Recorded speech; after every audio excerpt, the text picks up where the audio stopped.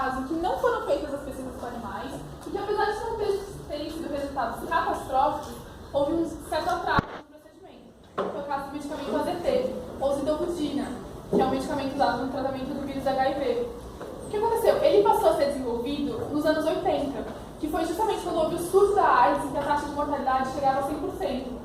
Então havia um desespero muito grande dos pacientes, um desespero muito grande dos médicos e um interesse enorme da indústria farmacêutica, que lucraria em bilhões de dólares, pois seria o primeiro medicamento lançado no mercado para combater esse vírus. Então, foram puladas as fases de pesquisa com animais para que agilizasse o processo de testes. E tudo bem, então passaram direto para o teste com seres humanos. Na época, os estragos foram muito grandes.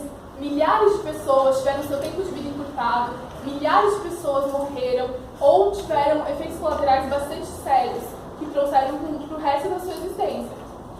Anos depois, foram descobrir algumas coisas.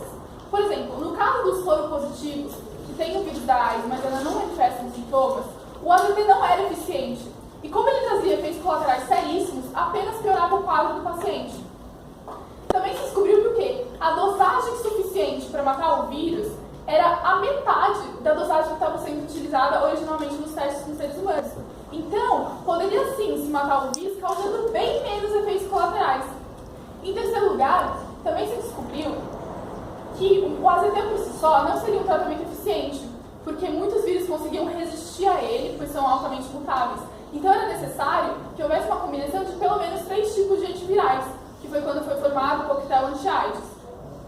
Só que essas descobertas só vieram décadas depois do início dos testes em seres humanos. Então a reflexão que a gente faz aqui, no final das contas o AZT deu certo. Ele de fato foi implementado como medicamento e as pesquisas trouxeram bastante resultados. Só que, se tivessem sido feitos os testes em animais, menos seres vivos em geral teriam sofrido, menos seres teriam tido a consequência e o processo dessas descobertas teria sido muito mais rápido.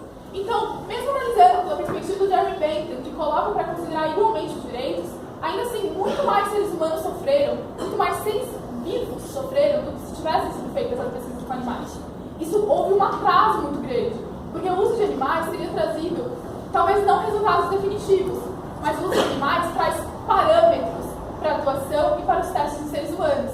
Então, de fato, não traz testes definitivos. A proposta não é que traga resultados definitivos, senão não haveria nem a necessidade de utilizar os seres humanos posteriormente, mas é que traga parâmetros para a atuação dos seres humanos para que estes não sejam tão prejudicados e não sofram com consequências atrozes, simplesmente para proteger os direitos de outros seres vivos. Bom, nesse mesmo período, da década de 80, no ano de 1987, 2 cientistas ingleses conseguiram sintetizar em 3 palavras, como já explanado pelo grupo anterior, o princípio dos 3 R's. Replacement, que vinha como a questão de alternativa, só que com alguns adendos que foram omitidos na explicação anterior. A questão da alternativa é utilizar, sempre que possível, não ser vivo, uma vida que seja mais sensível, como por exemplo um cultivo de tecido, modelos em computador, seres animais menos sensíveis do que os mamíferos. Ou seja, na verdade, já foram produzidos outros diversos, como a produção de vacinas da polio e da raiva através do tecido, os testes in vitro para pesquisa e segurança de produtos, porém, há casos onde esses métodos alternativos não são suficientes, e aí sim, nesses casos, é necessário pesquisa com animais. A reduction é a redução, ou seja, os cientistas eles serão instruídos para que seja utilizado a menor quantidade possível dos animais nos testes. E, finalmente, o refinement, que é o aprimoramento, ou seja, serão melhoradas as questões técnicas, a maneira como o cientista vai lidar com o animal ali no momento do experimento, e assim, toda a pesquisa ela terá um melhor desenvolvimento. Sabemos que é difícil monitorar as pesquisas, pois elas se dão em laboratórios fechados. Mas é necessário que se reconheça que há uma valoração, que há bons princípios, e eles precisam ser utilizados.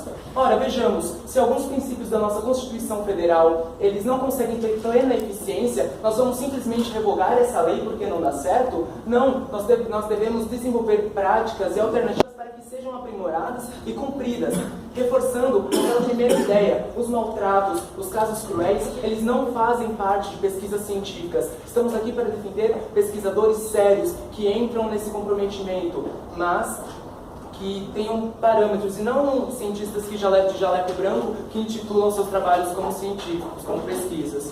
Vou pedir para a Giovana concluir. Sem mais delongas, no âmbito nacional, a legislação brasileira é bem clara a respeito das pesquisas com os animais.